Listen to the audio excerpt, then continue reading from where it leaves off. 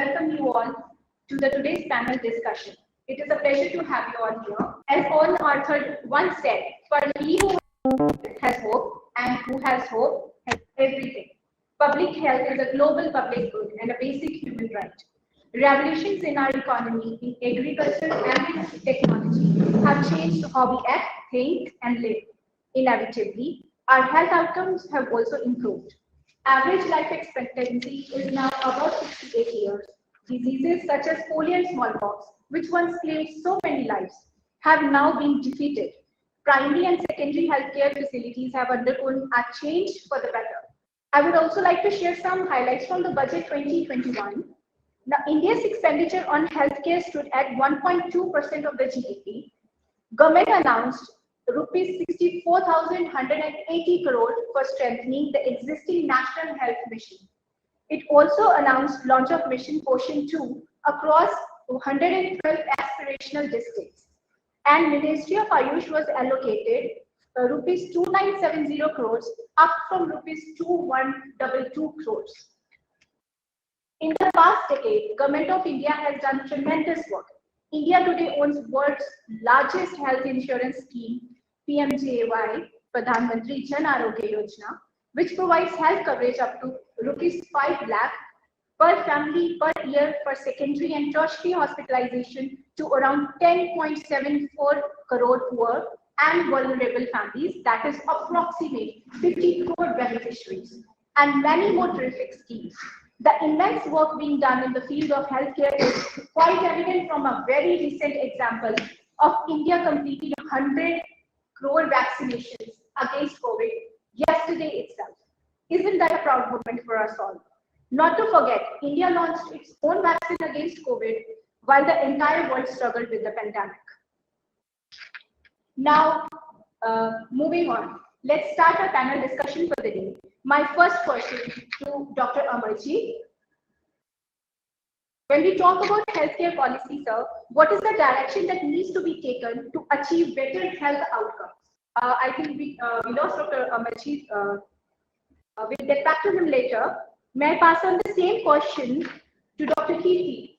Can you repeat, madam, that question? Yes. When we talk about healthcare policy, sir, what is the direction that needs to be taken to achieve better health outcomes? Okay. See, I feel very saddened by the fact that a lot of things are happening on the curative side.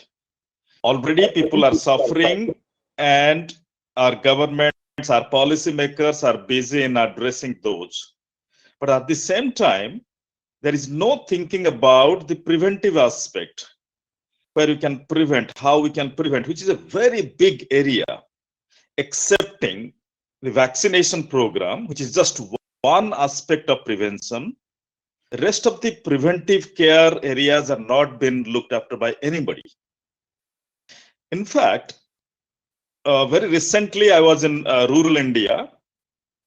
My thinking is, healthcare system alone cannot do anything for preventive health. I think it's people, it's our children, our schools, our colleges. All these youth and students need to be oriented on preventive health. And if we can do that, probably our load, our burden on curative health will drastically come down. And that is what a healthy policy is in healthcare for a country. Thank you so much, sir. Moving on, I would like to go to Dr. Madhu. Next question. When we look at the data, there exists significant gender differential in seeking treatment, which is definitely not the same once the treatment is initiated. But there's no denying women still lag far behind in seeking treatment at the right time for socio-cultural reasons. How can we increase the accessibility and alleviate this impedance in seeking care by women? Over to you, ma'am. Yeah, thank you so much. So at the outset, I'm really thankful to Dr. Virinder for inviting me here and to the chief guest here. And so I think for increasing the accessibility of women, and I've been working with maternal and child health area. So basic, what we have also learned from other countries as well, we have to go to the determinant, major determinant, which I found is the education of the girl child.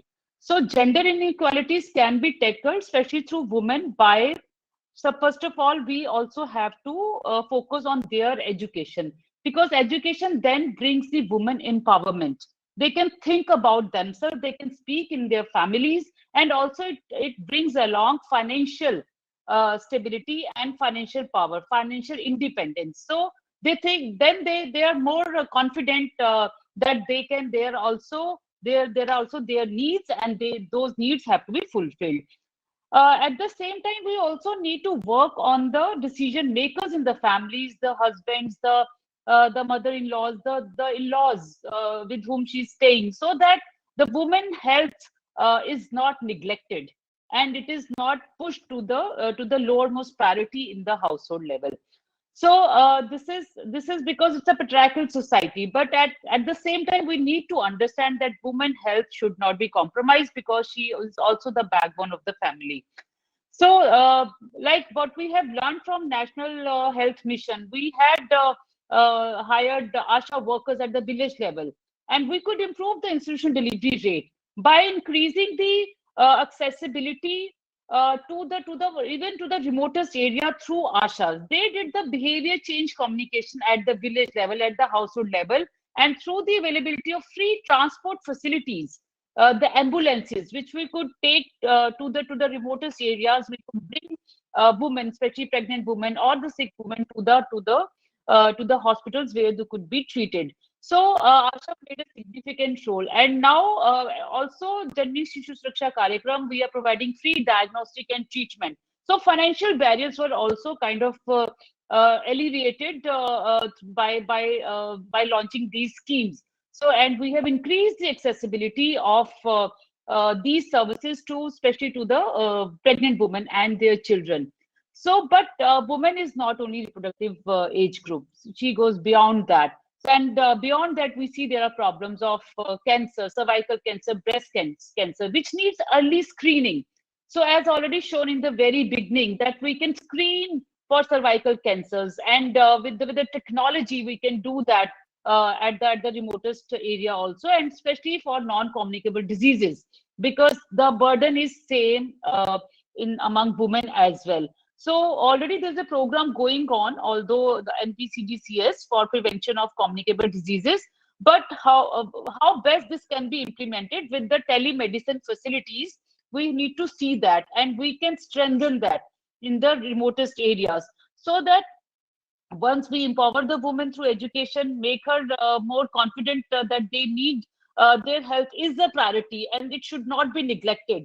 And also we have a healthcare worker who also motivates them to go to the health facility at the very early stage. And we at the supply side also, we have those facilities where when woman goes, she finds that her health is being screened, she's being screened, and her issues are being tackled, and she is being given proper confidentiality and privacy.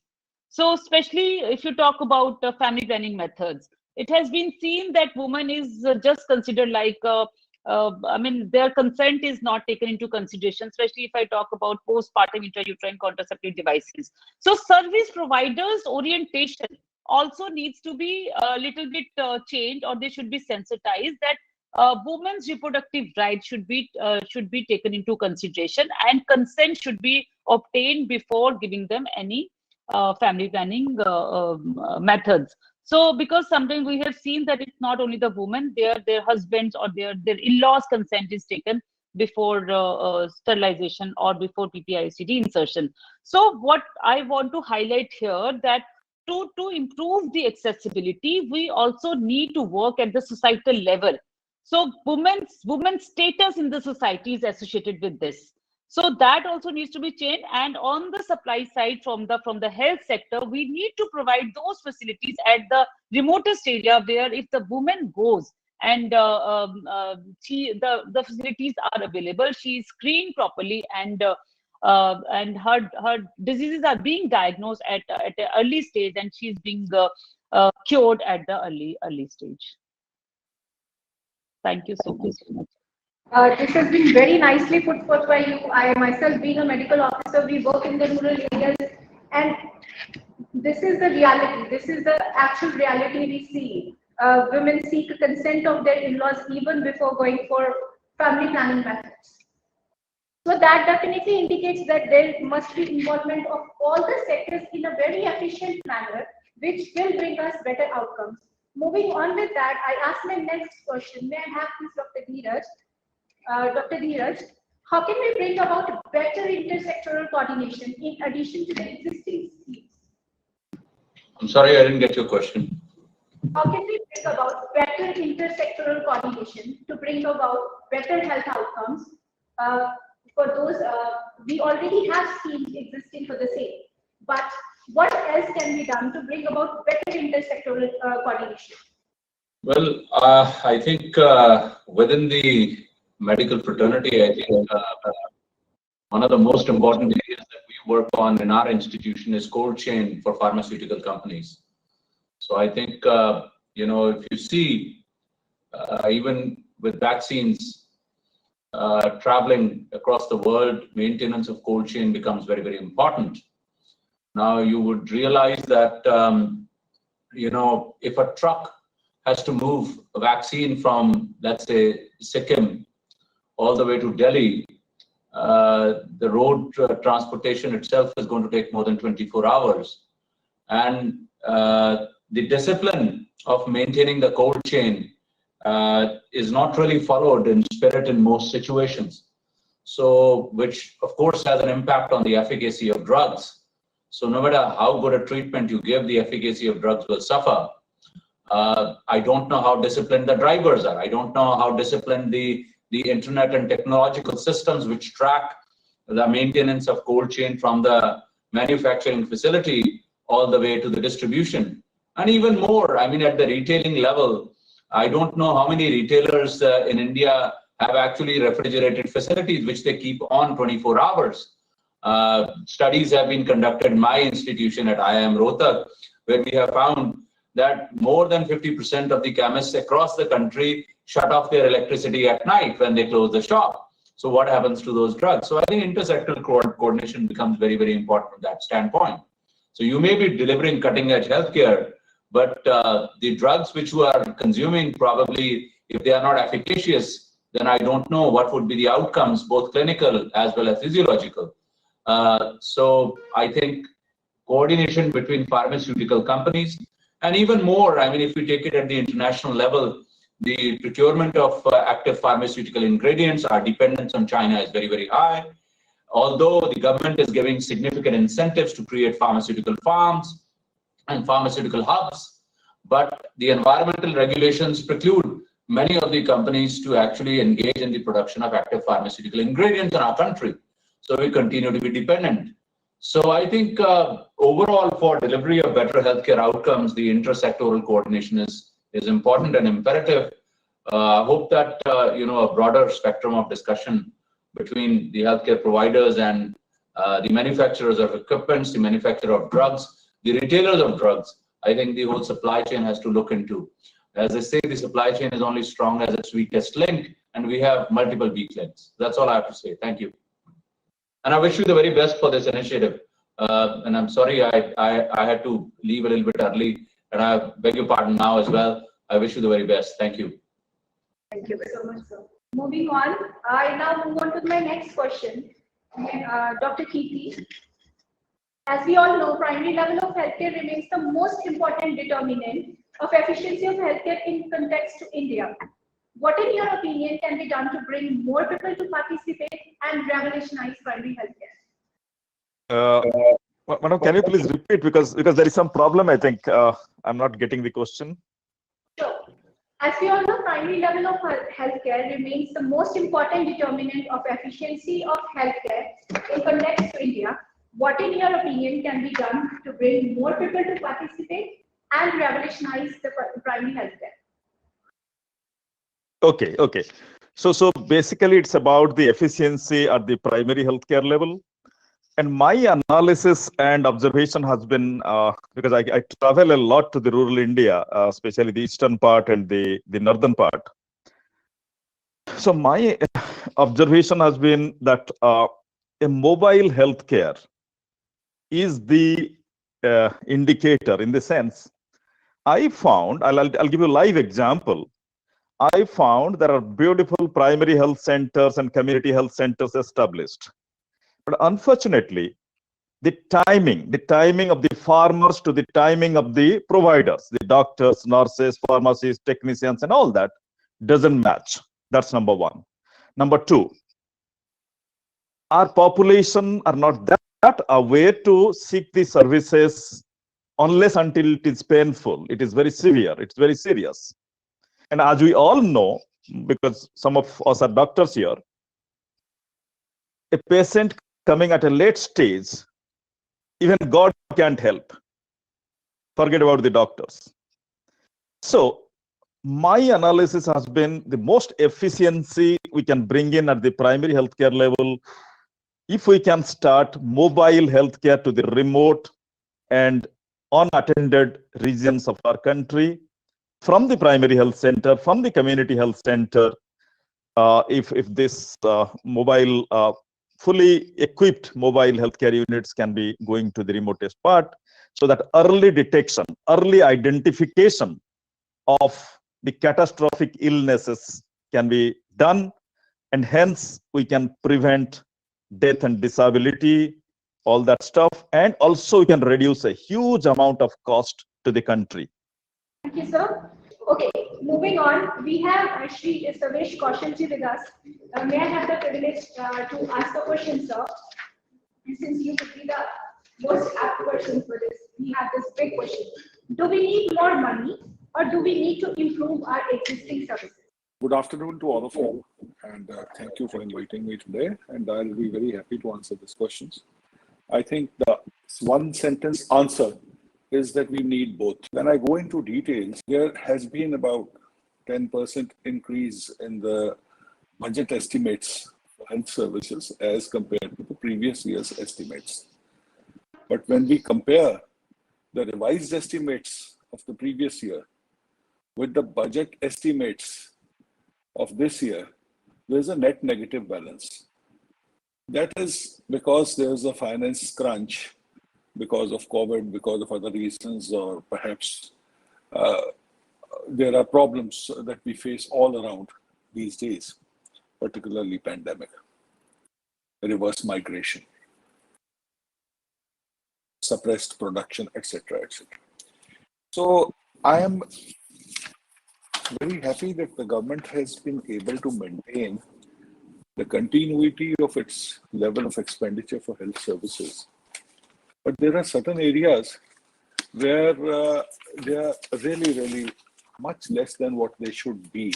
I'm not blaming the government because the money has to be allocated to different departments or different ministries according to the size of the entire kitty.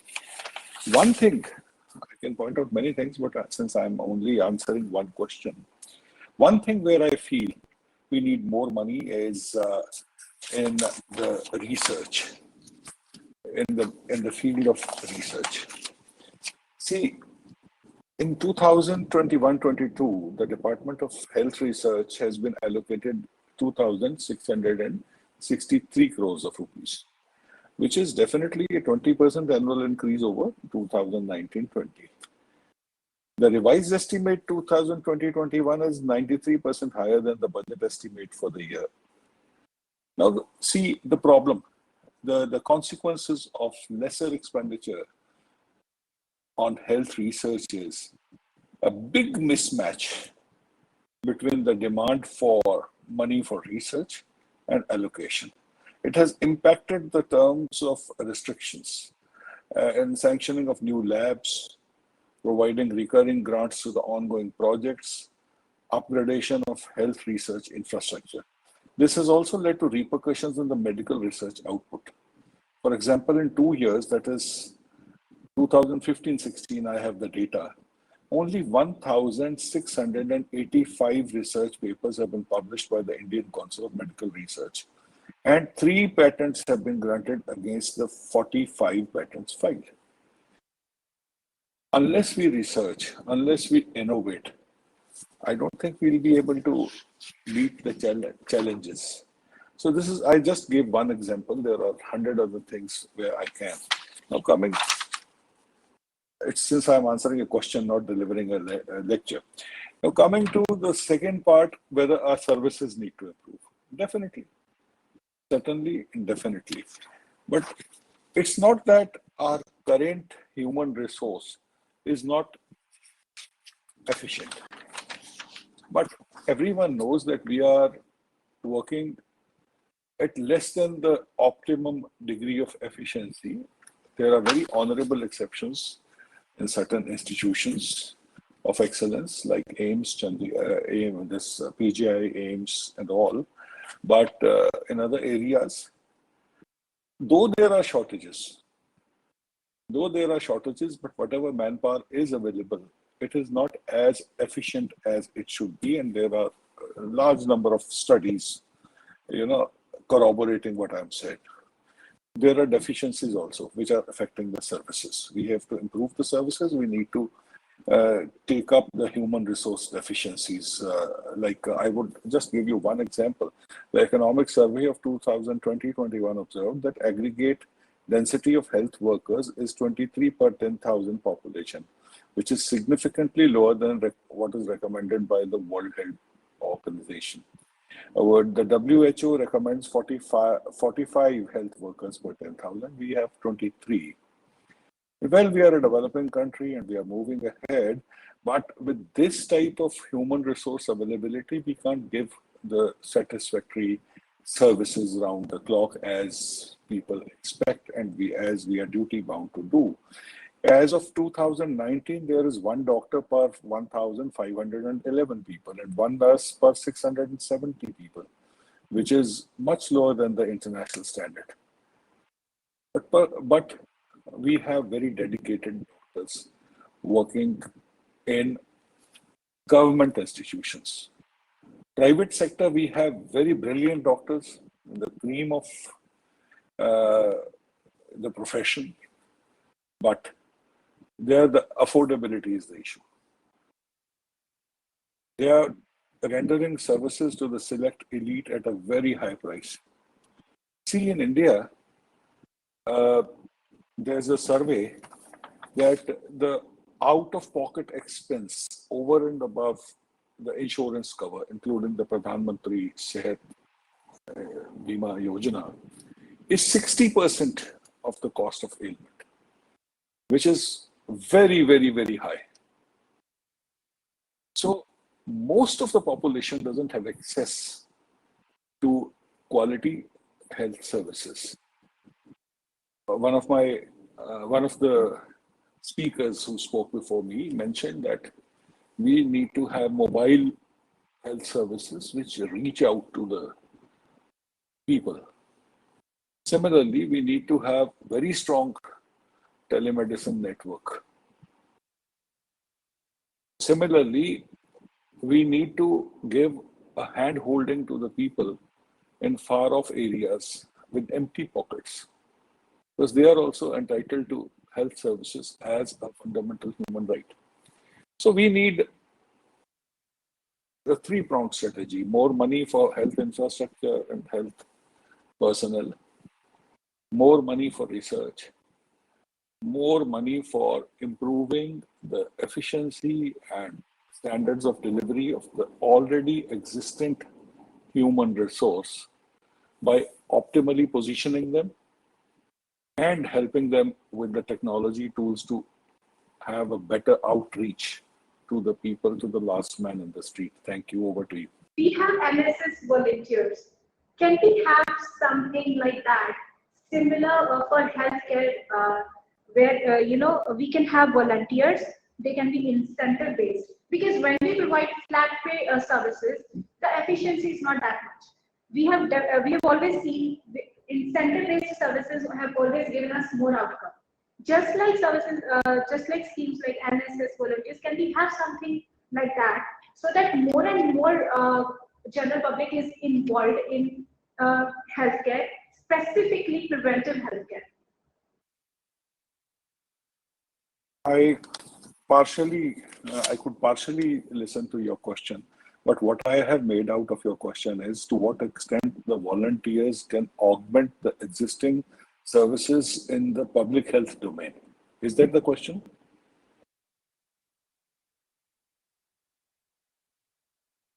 Is this the question? This Am is I audible? Yes, sir. Yes, you're audible. So the role of volunteers. See, as one of the illustrious speakers who spoke before me said, that if we nip the evil in the bud, we'll be saving ourselves from huge problems and huge engagement of the tertiary sector and the secondary sector institutions. We have to prevent the people from falling sick. In that, the NGOs and the volunteers, or generally enlightened citizenry, can play a very massive role. See, there are other things also. Health administration doesn't directly mean picking up a patient, treating the patient, and rehabilitating the patient through the health institutions.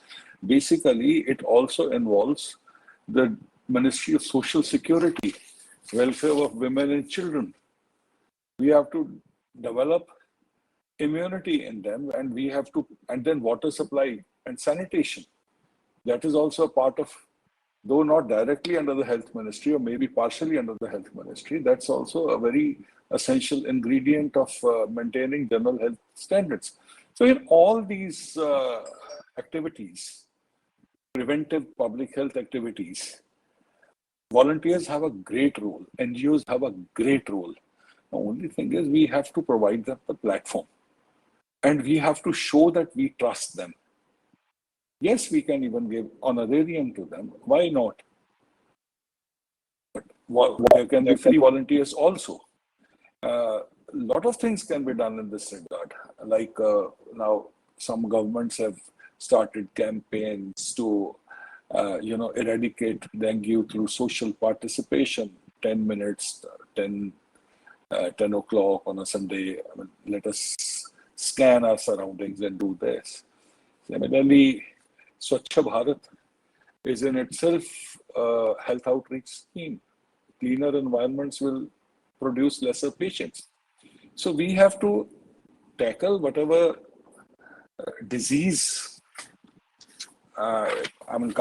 comes up as a challenge, but we have to go all out for preventing that sickness also by building healthy women, healthy children, healthy citizens, healthy environment, clean drinking water, good sanitation, so on.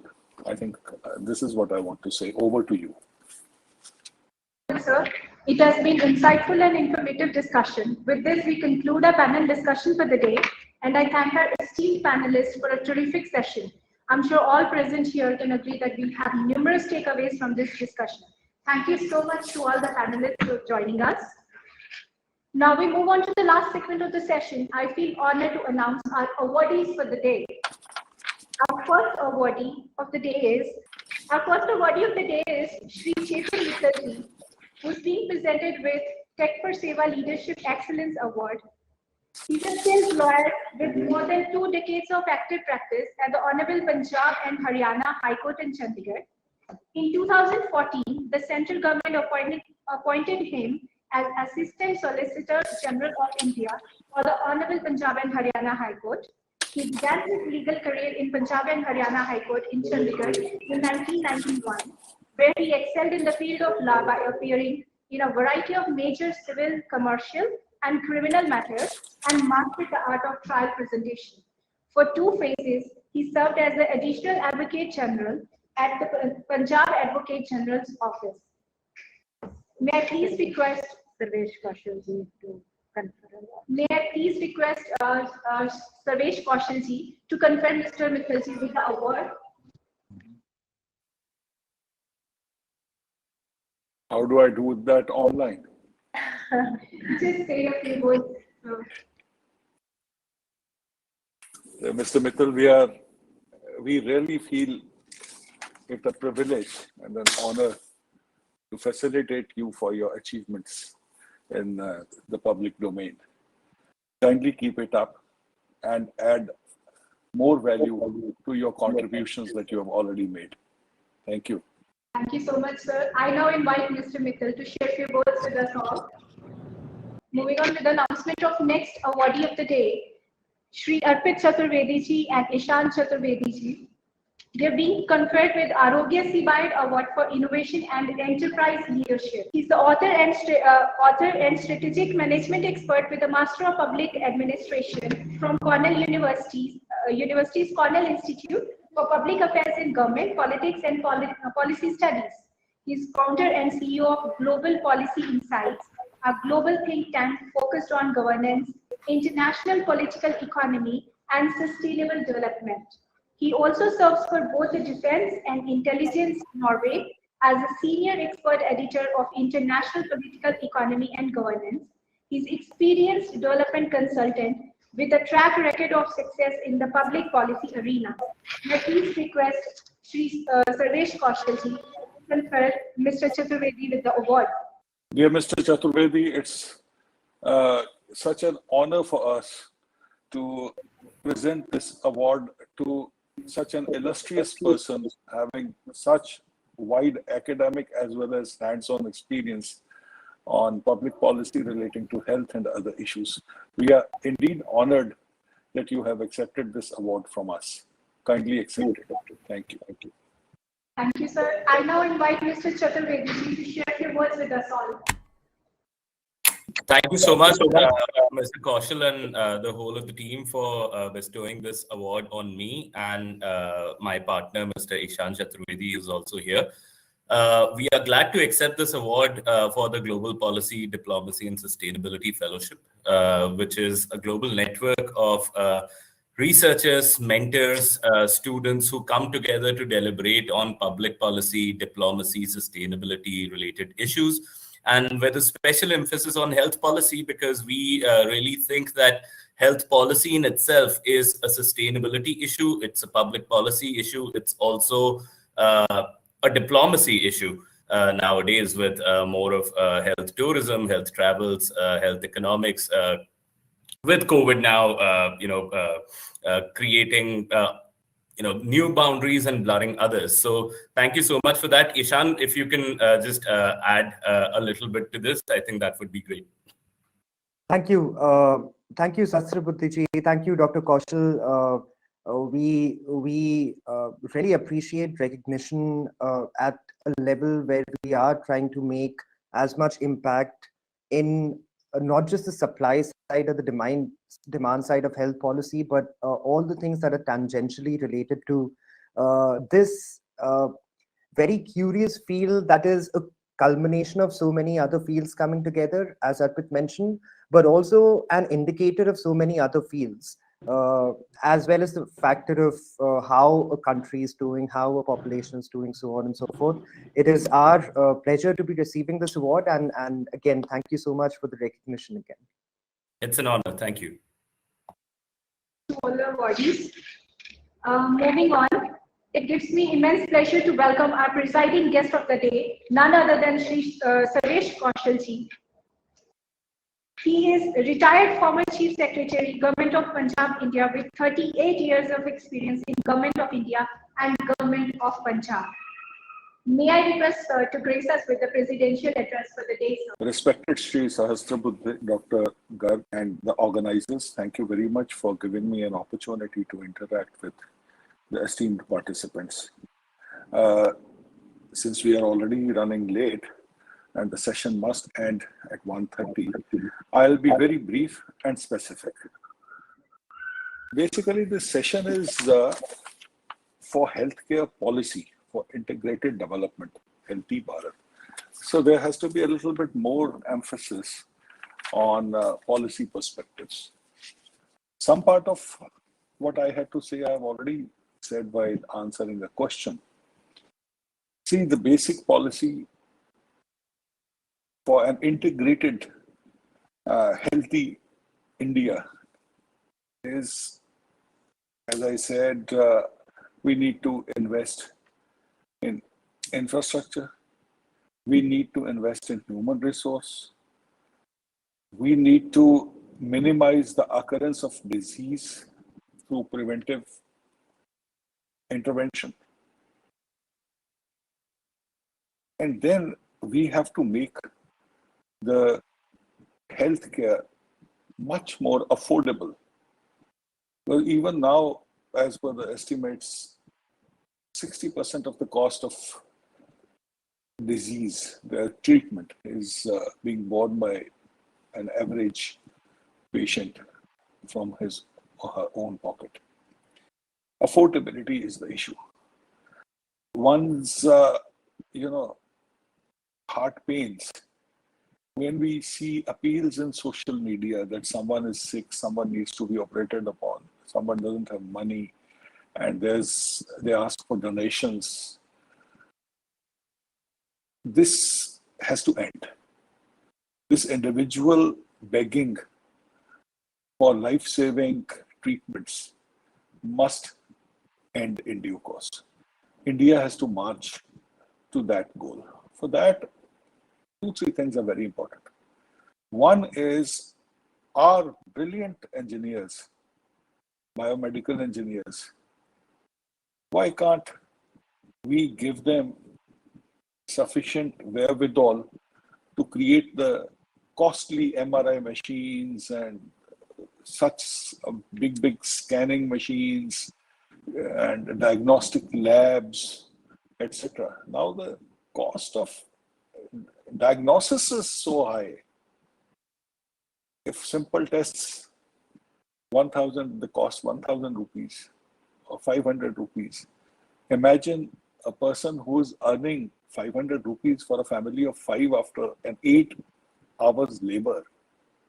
And if he has to get his family checked for various things, and the facility, either it does not exist or it is insufficient in government facilities, then he's gone. It is here that poverty pinches the most. One can go without food for a day, but how can one patient go without a life-saving medicine for a day? Number two, we have to control the pricing of the drugs more efficiently. There is a regulation. There is drug regulation also, and there's this National Pharmaceutical Pricing Authority. Government's intervention in respect of various medicines has also been there and successful to some extent. But still, the cost of life-saving medicines and even other medicines, cost of medical equipment, implements, it's very, very high. The poor people cannot afford it. Now, even for drug pricing, I think these national commissions should have more teeth. I have the data of 2019. This commission sent 2,038 demand notices to pharmaceutical companies for having overcharged the patients on the sale of formulations at prices above the ceiling prices notified by NPPA.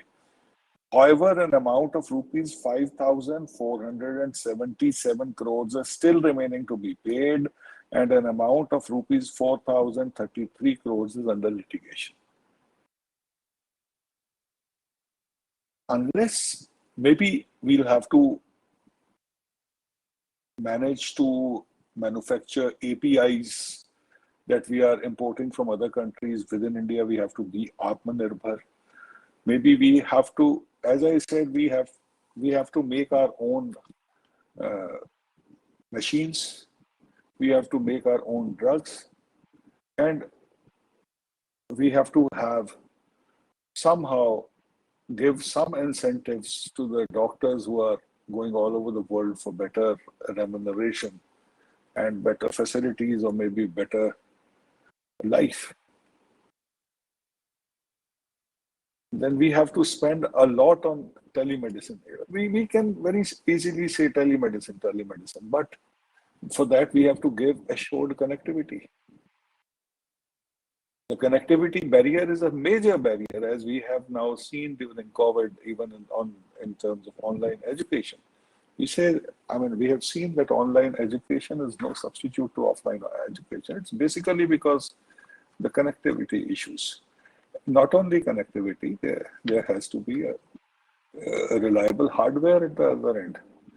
We are not even running proper OPDs only, even OPDs through telemedicine all over. So therefore, a lot of things have to be done. The policy perspective as on today is not wrong. We don't say that policymakers have not visualized what I've just said. They know about these problems. That is why our targets, we are quite near to our targets. I was happy, though not fully satisfied, to read the NHM targets. The target was to reduce IMR to 25. It has been reduced to 32 in 2018. It was much higher earlier. Though we have not achieved the target, but it's coming down. MMR has reduced to 113. We want to bring it down to 100.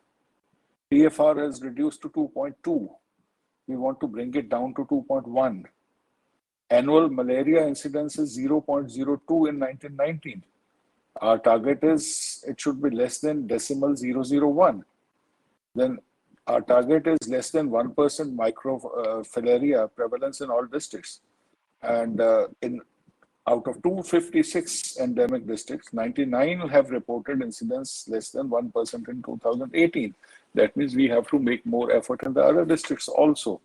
Similarly, reduce annual prevalence and mortality from tuberculosis by 1/2. That was the target during 2012 to 2020, by we should have achieved it by 2020.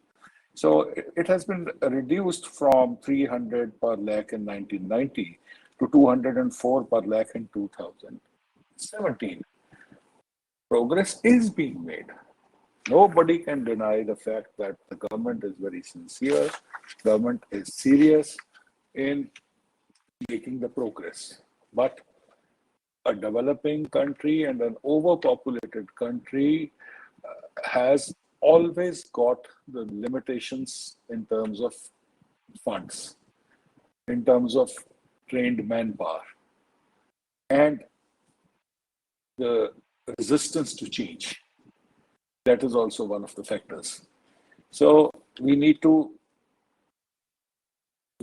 push the whole thing further and bring in more and more affordable technology so that the input-output ratio increases. 1 unit of input in the health sector should multiply into 10 units of productivity in terms of delivery. That has to be our goal now. That is why this Tech for Seva, for integrating science and technology in terms of public delivery, is very important. It's very important. This policy session is basically a non-technical session. And see how important is the health technology to other forms of education. I'll give you just one example. There is something called as neuroeconomics, which determines how consumers decide on what to buy, how much to buy, at what price to buy, what should be, what is the background of the prudence that a consumer uses in the market. And now economists have started analyzing consumer behavior, taking the help of the neuroscience models of the medical field, at how the brain works. So see, such type of integration is also required. So what I say is that fundamentally what is important is every penny that we spend in health sector, including in health research, yes, the money is less. But what I am emphasizing is that every penny that we spend in the health sector should get multiplied into 10 units of efficient delivery. within the resource constraint. That should be our endeavor, and that should be the national policy. Thank you. Very well said, sir. This truly emphasizes on the efficiency, how we should be using the resources. Thank you, sir, for enlightening us with the words of wisdom, and we are grateful for your presence today. And we promise to inculcate the knowledge we have gained today in the near future here at CBharat. Now I request Dr. Shalini to present formal vote of thanks for the session. Over to you, Dr. Shalini. I am thankful to Shri Jayantji for his presence today, and we are also thankful to Shri Kaushalji for really making this session worthwhile by sharing his knowledge and appraising us with all the recent developments and all about the policies of the health. And I am thankful to Dr. Shyam Sundar Patnaik ji, Dr. Madhu Gupta for being our panelist and the awardees for the session today. It has been a worthwhile, and knowing about the latest happening in our country, and we feel proud of the steps and the lot being done for the nation for making it a healthy nation. Thank you very much.